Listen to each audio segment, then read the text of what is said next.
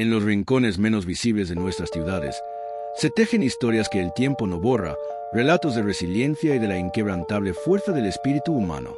Esta es la historia de don Ernesto, un hombre que lo entregó todo por amor, fue traicionado por la confianza y, aún así, halló un camino de regreso a la luz, aferrándose a lo más valioso que poseía, su dignidad. Me llamo don Ernesto. Tengo 74 años, y si cierro los ojos, aún puedo sentir el peso de la argamasa en mis manos, el olor del aceite de motor, el calor del sol en mi espalda mientras podaba rosales.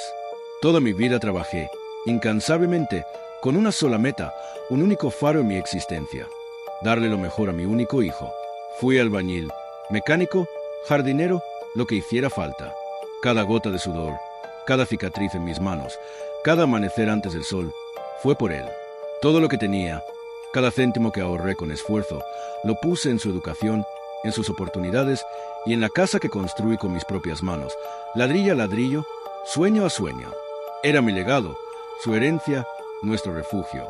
Pensé que me lo agradecería para siempre, que entendería el sacrificio, que nuestro vínculo sería inquebrantable. Pero me equivoqué. La amarga traición. Un día, ya jubilado y con los huesos cansados por una vida de esfuerzo, mi hijo se acercó a mí con una propuesta.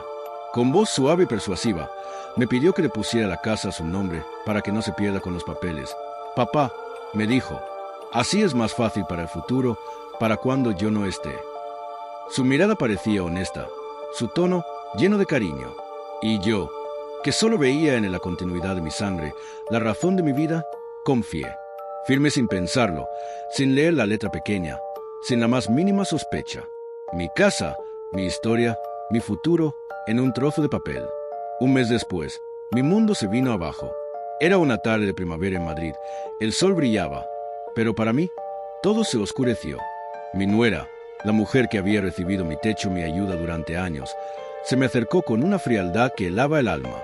Sus palabras fueron cuchillos que se clavaron en mi corazón. Mi papá y mi mamá vendrán a vivir aquí. Ya no es tu casa. Mi hijo estaba presente. Lo miré, buscando una negación, un atisbo de defensa, una chispa de ese amor que creía haber sembrado. Pero no hubo nada. Bajó la mirada. El silencio de su traición fue más ruidoso que cualquier grito. Y me echó. Me pidió que me fuera de la casa que yo mismo había construido. Salí con una pequeña bolsa, apenas con lo esencial, y mi bastón. Caminé sin rumbo por las calles que un día fueron mi hogar, sintiendo cada paso como una punzada. Dormí en un banco del parque esa noche, bajo la luz distante de las farolas. Sentí el frío de la noche, la humedad calando mis viejos huesos. Pero el verdadero frío, ese que quema y desgarra, venía del alma. Era el frío del abandono, de la soledad más absoluta, de la traición de mi propia sangre. La vergüenza me invadió. Me sentía como un fantasma en mi propia ciudad. El renacer de la dignidad. Pero la vida es sorprendente. Incluso en la oscuridad más profunda, una pequeña luz puede surgir. Al día siguiente, desorientado, hambriento y sin saber a dónde ir, me acerqué a un parque donde solía ver a la gente alimentando las palomas. De repente, una mujer joven, con una sonrisa amable y unos ojos llenos de calidez, se me acercó. Llevaba un delantal y un tupper humeante. «Señor, quiero un poco de sopa caliente», me dijo, tendiéndome el recipiente. Era una voluntaria de un comedor social cercano. Comí la sopa, la primera comida caliente en 2 días, y sentí un calor que no solo venía de la comida, sino de la humanidad que esa mujer me ofrecía. Me llevó al comedor, un lugar bullicioso y lleno de gente como yo, que había perdido el rumbo. Allí, me ayudaron, me escucharon sin juzgar, sin preguntar, solo con empatía. Me ofrecieron un lugar seguro para dormir en un albergue. Y lo más importante, alguien creyó en mí. Una de las coordinadoras del centro, una mujer de unos 50 años con una mirada perspicaz, me vio más allá de mi ropa vieja y mi triste historia. Escuchó mis anécdotas, mis experiencias de vida, mis historias de albañilería y mecánica.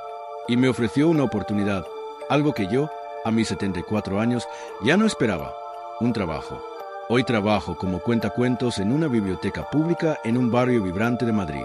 Cada tarde, los niños se sientan a mi alrededor, con los ojos bien abiertos, fascinados por mis historias, por mis viejas manos que gesticulan y mi voz que se vuelve suave o grave según el personaje. Cada vez que un niño me sonríe, cada vez que veo la inocencia y la admiración en sus rostros, siento que la vida me ha devuelto algo que mi propio hijo me robó: el respeto. No el respeto por el dinero o el poder, sino el respeto por mi esencia, por mi experiencia, por la persona que soy. Y aunque mi hijo me olvidó, aunque la casa que construí con mis manos ahora alberga a otros, yo no lo odio. No hay espacio para el odio en mi corazón. Solo le deseo, con una profunda tristeza pero sin rencor, que nunca sienta el abandono, el frío del alma, la desolación que yo sentí en aquel banco del parque. Porque el dinero y las propiedades van y vienen. Pero la dignidad, la bondad y el amor genuino, esos son los verdaderos tesoros que nadie nos puede arrebatar. Mi historia es un recordatorio de que, incluso cuando el mundo te da la espalda, siempre hay un camino para reconstruir tu vida, ladrillo a ladrillo, con la fuerza de tu propia dignidad. La historia de don Ernesto, de su dolorosa pérdida y su inesperado renacer, no terminó con el último aplauso de los niños en la biblioteca. Se convirtió en un eco, una inspiración silenciosa que trascendió su propia vida, sembrando semillas de esperanza en corazones que también habían conocido la desilusión. La fama de don Ernesto como cuentacuentos creció. Los niños lo adoraban, y los padres, al conocer su historia a través de los coordinadores de la biblioteca, lo veían como un faro de resiliencia.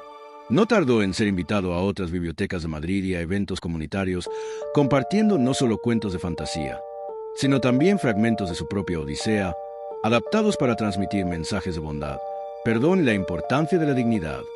Su voz, antes marcada por el frío del abandono, ahora era un bálsamo para el alma.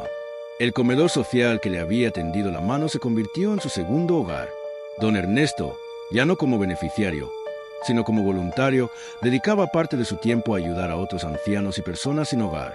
Compartía su sopa, sí, pero sobre todo, compartía su historia. Sus palabras eran un testimonio vivo de que, incluso cuando la vida parece haberlo quitado todo, la esperanza y la humanidad siempre pueden encontrar un resquicio. Su ejemplo inspiró a otros voluntarios y a la comunidad a redoblar los esfuerzos para apoyar a los más vulnerables en la ciudad. Un hijo y un legado de auténtico valor. Con el tiempo, su historia llegó a los medios de comunicación locales, eventualmente nacionales en España, no como una tragedia sensacionalista, sino como un relato de superación. La prensa hablaba del abuelo de la dignidad, y su caso se convirtió en un símbolo de la necesidad de proteger a los mayores y de reconocer su invaluable contribución. El debate sobre el maltrato y el abandono de ancianos cobró una nueva relevancia. ¿Y su hijo? Nunca hubo un reencuentro. La brecha emocional era demasiado profunda. El arrepentimiento, si lo hubo, nunca se manifestó en un acercamiento real. Don Ernesto no lo buscó. Había aprendido que el perdón verdadero no siempre necesita de una reconciliación física, sino de una paz interior. El odio no era el camino. Solo el deseo, sincero y compasivo, de que su hijo nunca experimentara la soledad que él había superado. Su esperanza era que, quizá algún día, su hijo entendiera el verdadero significado del amor y el respeto. El legado de don Ernesto no se mide en propiedades o herencias materiales.